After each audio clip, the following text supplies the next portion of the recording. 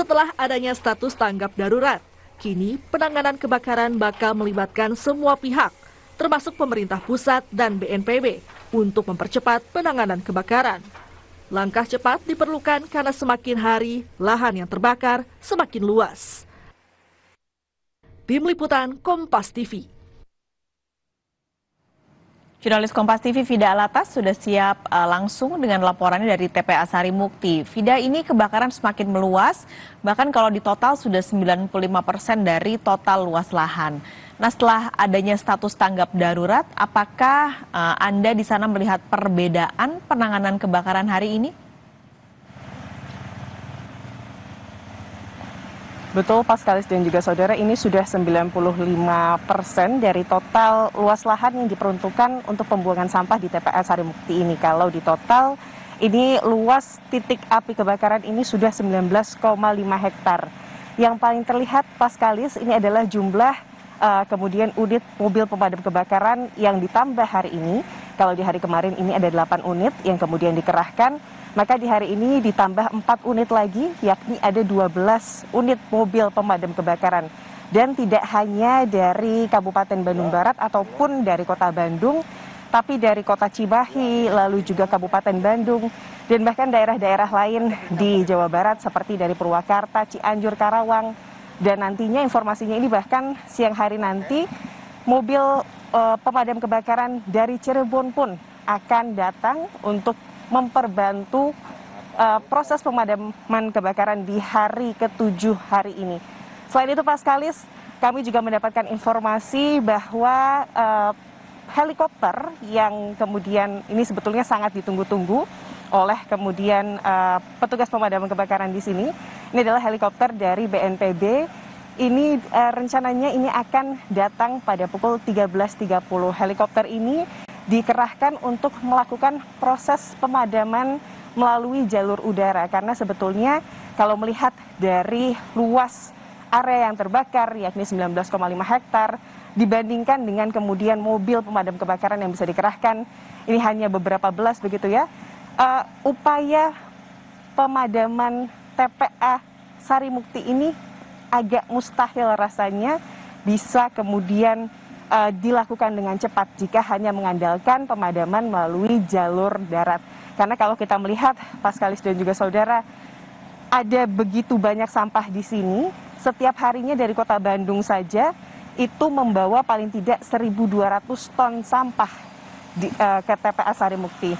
Untuk Kabupaten Bandung Barat ini 300 hingga 600 ton sampah setiap harinya yang dibawa ke TPA Sarimukti. Lalu sampah-sampah tersebut ini terbakar. Itu artinya jumlah luasan yang sangat besar.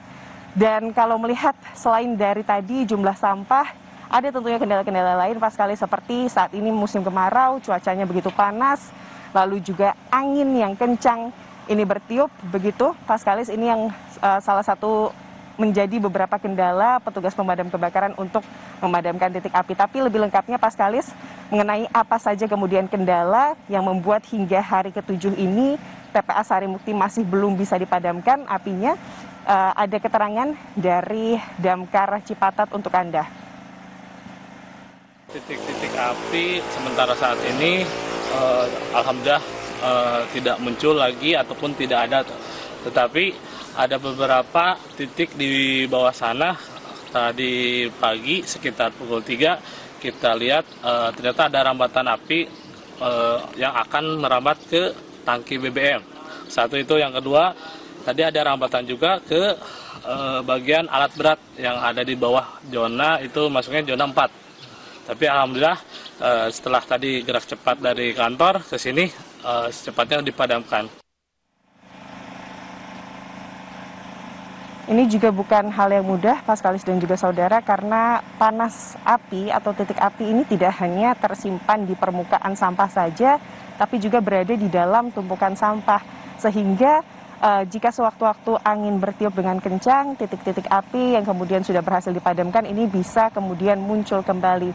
Harapannya kemudian pada pukul 13.30 nanti helikopter dari BNPB ini bisa betul-betul dikerahkan untuk melakukan pemadaman dengan cara waterbombing via udara. Dan tentunya selain itu jika cuaca hujan ini tentunya akan sangat membantu, Paskalis. Vida, ini kan dampaknya akhirnya sekarang warga di sekitar kena ISPA karena asap kebakaran. Total ada 41 warga. Nah, karena ada di sana, bisa gambarkan kepada kami, Vida, sebenarnya separah apa sih asap dampak dari kebakaran di TPA sana?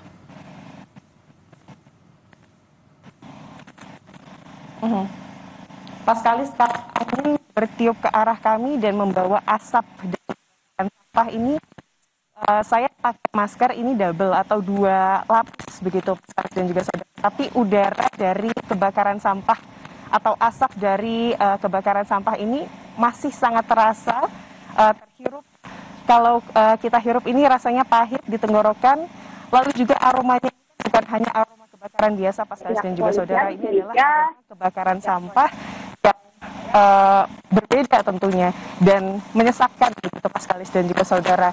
Jadi memang betul-betul terasa sesak, dan kalau kita kemarin saya melakukan peliputan di sini selama 3 jam, dampaknya ini terasa pusing juga karena terus-terusan menghirup asap yang tebal dari kemudian kebakaran sampah ini, dan bahkan kebakaran sampah ini berdampak ke 3 lokasi yang ada di sini.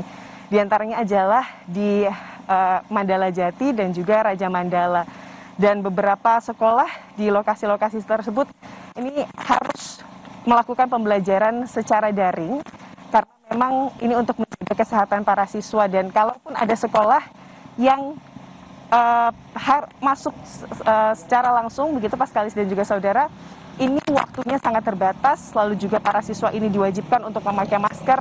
Kalau ada siswa yang datang tidak memakai masker, pihak sekolah ini sudah siap sedia untuk kemudian menyediakan masker untuk memastikan para siswa saat beraktivitas di luar rumah ini tidak terkena paparan asap dari pembakaran sampah ini.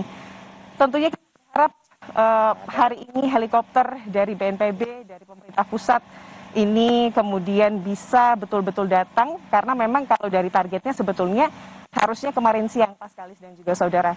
Jadi penanganan ini bisa segera ditangani, Paskalis.